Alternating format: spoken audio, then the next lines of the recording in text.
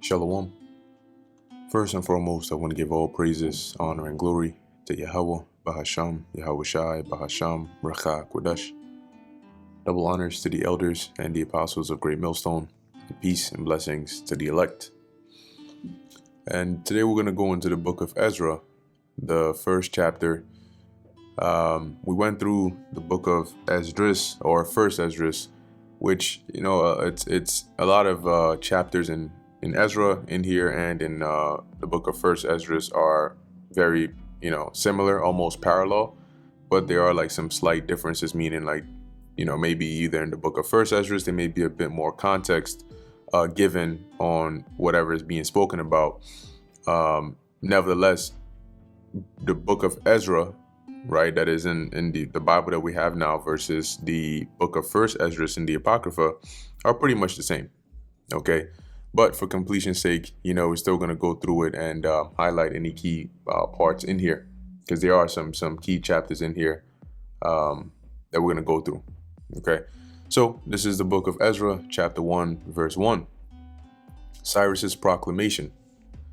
Now in the first year of Cyrus, king of Persia, that the word of the Lord Yahweh by the mouth of Jeremiah might be fulfilled, the Lord stirred up the spirit of Cyrus, king of Persia, that he made a proclamation throughout all his kingdom and put it also in writing.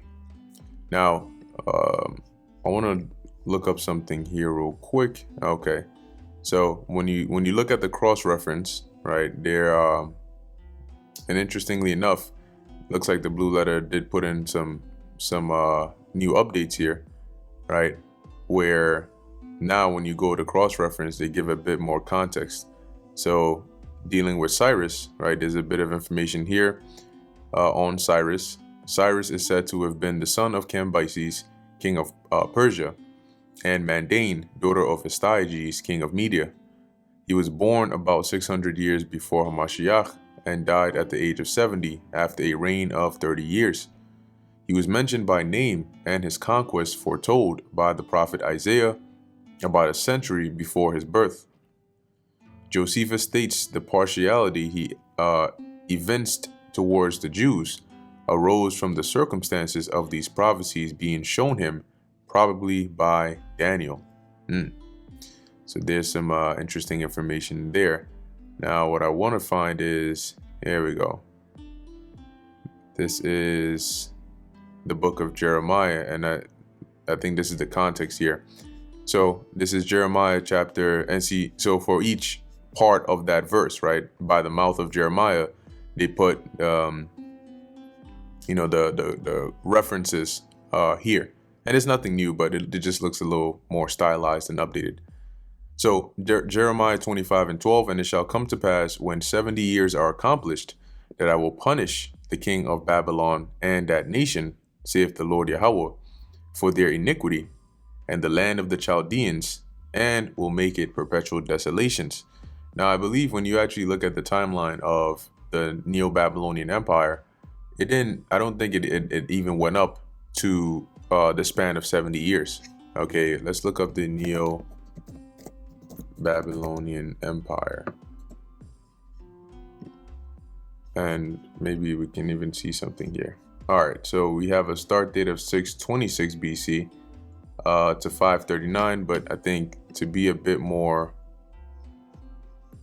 Okay, so it says here that, let's go back here.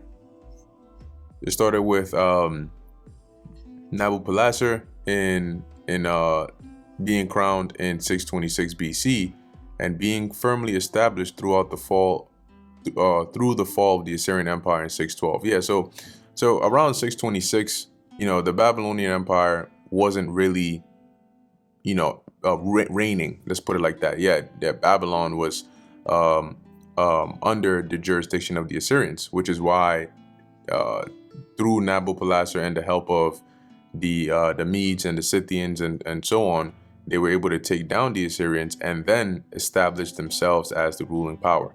So, 526 BC, some might argue that's not really the beginning of their reign, and maybe more 612 BC makes a bit more sense, but dates are dates, nothing to get too caught up into.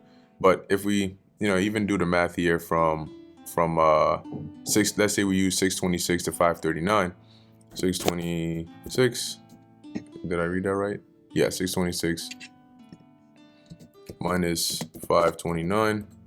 We have 97. Yeah, so personally I wouldn't place the start date at 626. I think 612 is a bit more appropriate. Let's see, 612 minus 539.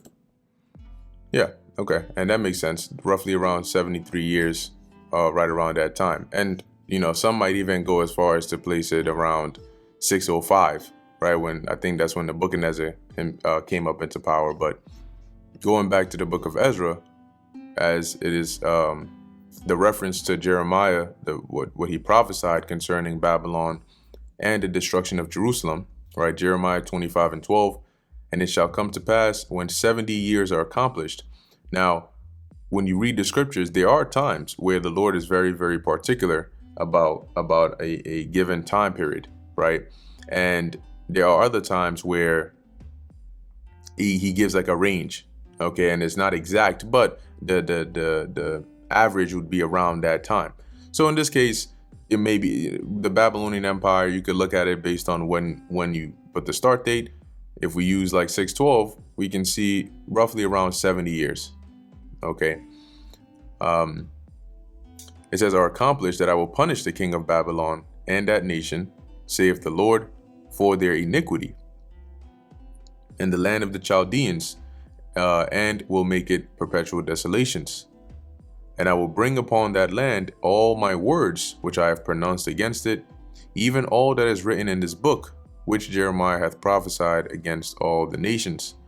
For many nations and great kings shall serve themselves of them also, and I will recompense them according to their deeds and according to their the works of their own hands.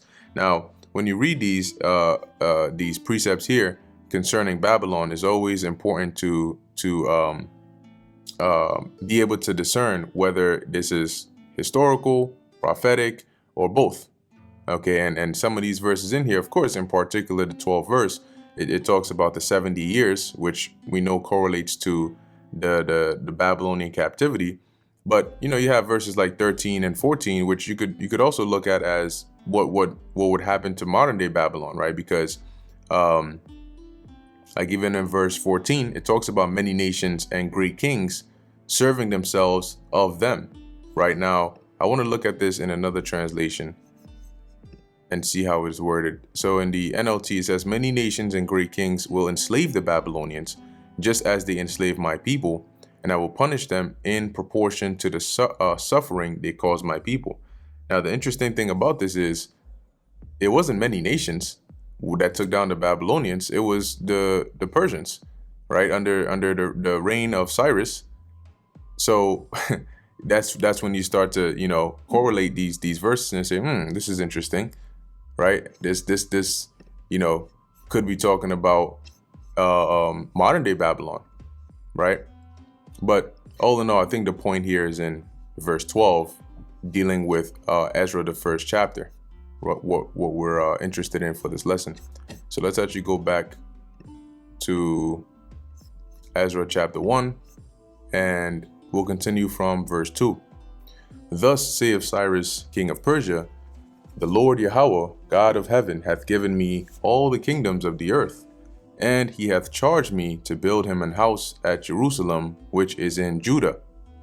And this was prophesied in the book of Isaiah, I believe the 40th chapter, and also the last few verses of the 39th chapter, if I'm not mistaken. And Cyrus is mentioned by name, like we read up above.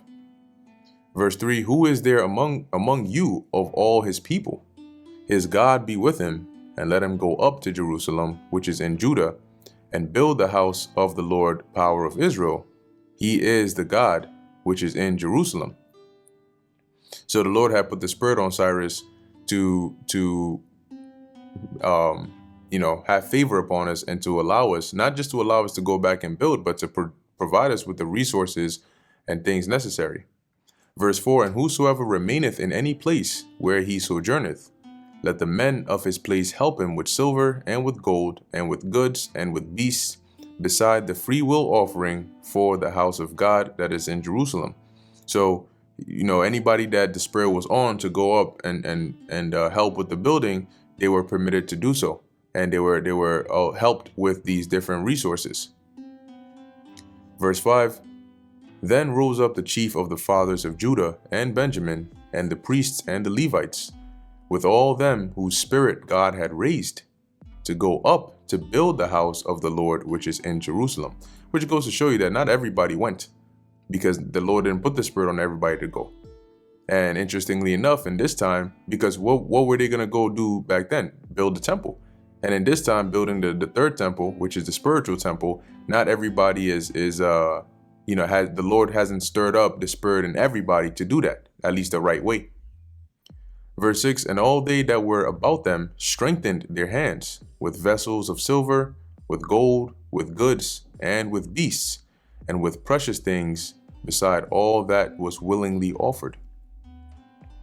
Also Cyrus the king brought forth the vessels of the house of the Lord, which Nebuchadnezzar had brought forth out of Jerusalem, and had put them in the house of his gods. And when you read in the book of Daniel, the 5th chapter, it is from these same vessels that Belshazzar has this feast, and he is drinking and praising the god of wine and all of that, the same night that he died. Verse 8, even those did Cyrus king of Persia bring forth by the hand of Mithridath the treasurer, and numbered them unto Shashbazzar the prince of Judah. Let's see what they give us on Shashbazzar. Okay, maybe not too much on here, but I believe he was one of the first appointed governors, if I'm not mistaken, to go back. In terms of us going back, let's take a look at the Eastern's Bible Dictionary, and let's see if we can find his name. There we go. All right, yeah, it says, "Oh, son, God, defend the Lord." Probably another name for Zerubbabel. Probably, but that can be. I mean, it could be possible, but I mean, then again, it's arguable, right? But anyway, verse 9, it says, and this is the number of them: 30 chargers of gold, 1,000 chargers of silver, 29 knives. And let's look into that word charger. See what we have here. All right. Looks like agara or agar tal or tala. It says here vessel, basket, leather bag. Okay, so it's just like a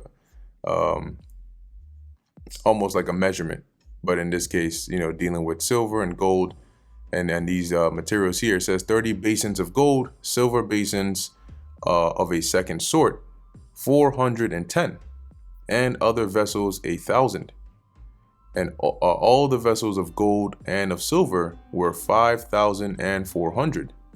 All these did Shashbazzar bring up with them of the captivity that were brought up from Babylon onto Jerusalem. And that brings us to the end of Ezra, the 1st chapter. Relatively short, but Lord willing, it was edifying nonetheless.